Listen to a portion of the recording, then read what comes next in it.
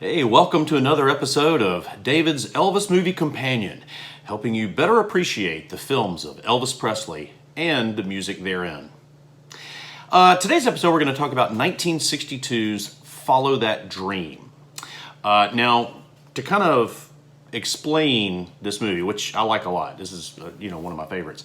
I'm going to make a comparison here to Elvis movies and between Elvis movies and Shakespeare plays. Now, before you stop watching because you thought I was being blasphemous, just hear me out, okay? Now, Shakespeare wrote a little over 30 plays. Elvis was in a little over 30 movies. That's the comparison. Just kidding.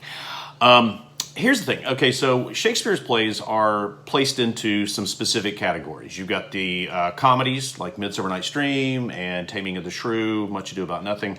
You've got the tragedies, Romeo and Juliet, Hamlet, some of those. And you've got the histories, Henry V, Richard III, some of those.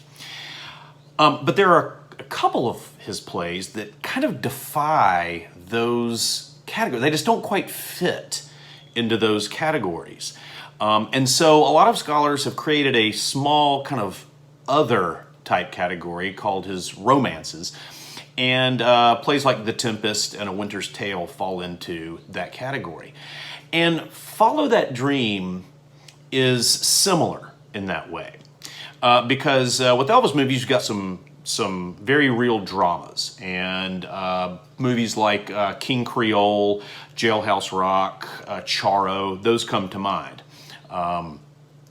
Let's see, Love Me Tender. There's several of those that are just meant to be serious dramas, okay? And then you've got most of his movies, which are romantic comedies. And they're funny, and there's lots of buffoonery and comedy of errors, and it's just lots of fun and whatever. Not in any way meant to be serious, just pure fun, comedies. But then you've got a couple of his movies that kind of like The Tempest or Winter's Tale don't really fit into either one of those. And Follow That Dream is a good example of that because it is not a comedy per se. I mean, it's not meant to be a comedy, although there are some genuinely funny moments and some dramatic irony humor that's in there that I'll explain in a second. But it's not really super serious either, Like his dramas, there are few songs. There are 5 songs in the movie. Most of his romantic comedies have anywhere between 7 and 12. So in that way, it represents his more serious movies.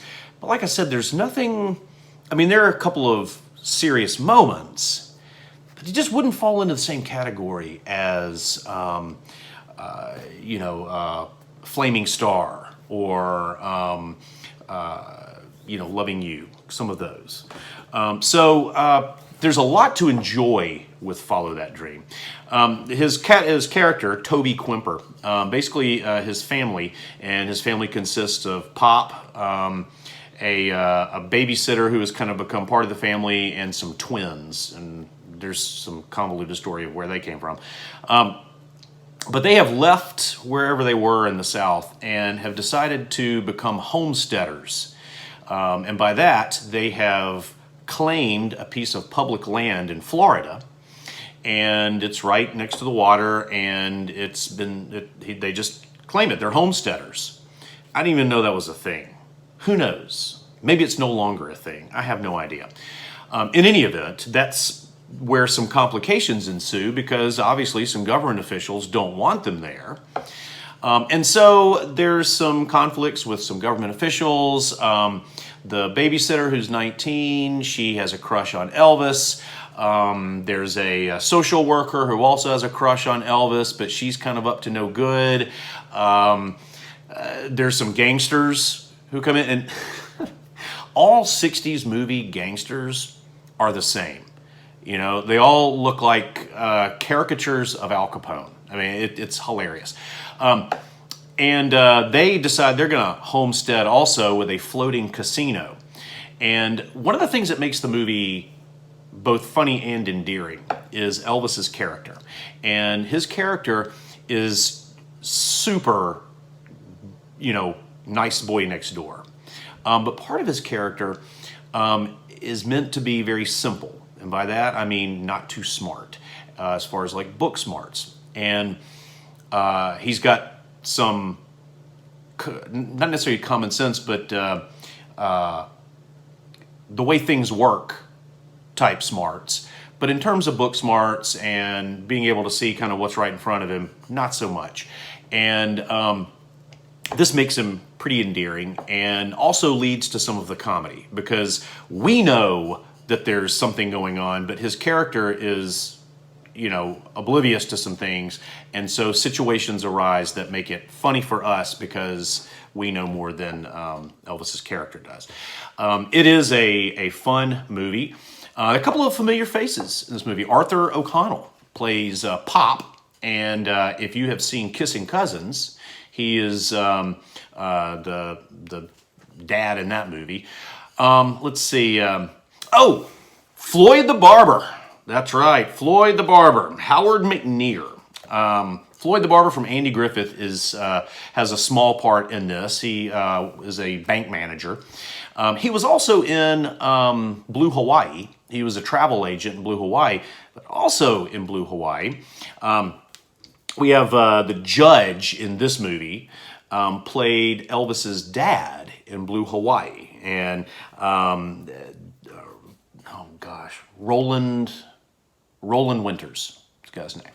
And so there's some familiar faces in here, but there are a lot of faces that you don't recognize. And it's just, like I said, it's a fun movie, and I personally think it's a lot of fun to watch. Now, it was filmed on location in Florida, and if you are familiar with Florida, if you are ever driving from Tallahassee to Tampa on US 19, which I have done on countless occasions, it's actually a very enjoyable drive, except you're going to want to get on the toll road around Homosassa Springs. Ooh, saves about an hour of drive, so tip from the pro here.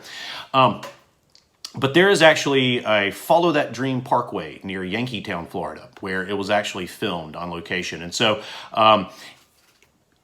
now it barely resembles the scene in the movie, obviously, because it's been 50 some odd years. But it still exists. And there's a big plaque right there, and Elvis filmed Follow That Dream here, And so it was actually, unlike Clambake, was actually filmed on location in Florida.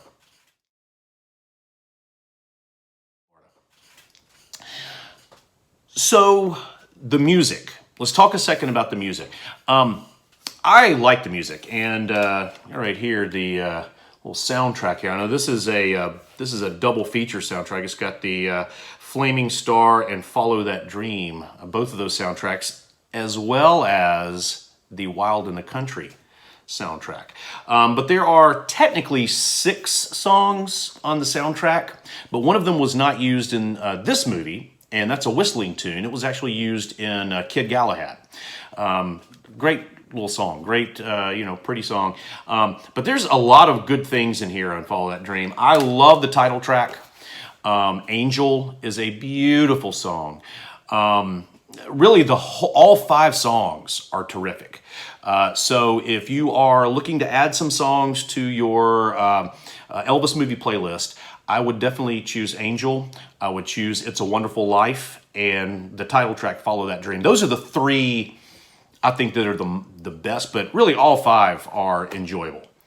So I give this movie a B+. And I know that's bold.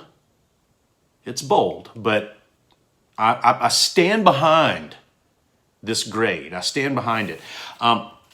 Mainly because the combination of the quality music, this is a young, sort of still innocent Elvis, and there's some real acting that goes on here.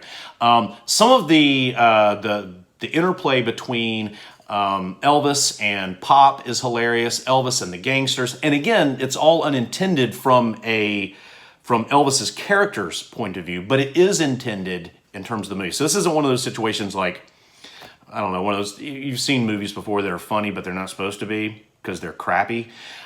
This is not that. The humor in here is genuine, but it's not too much, and there's enough drama to make it compelling.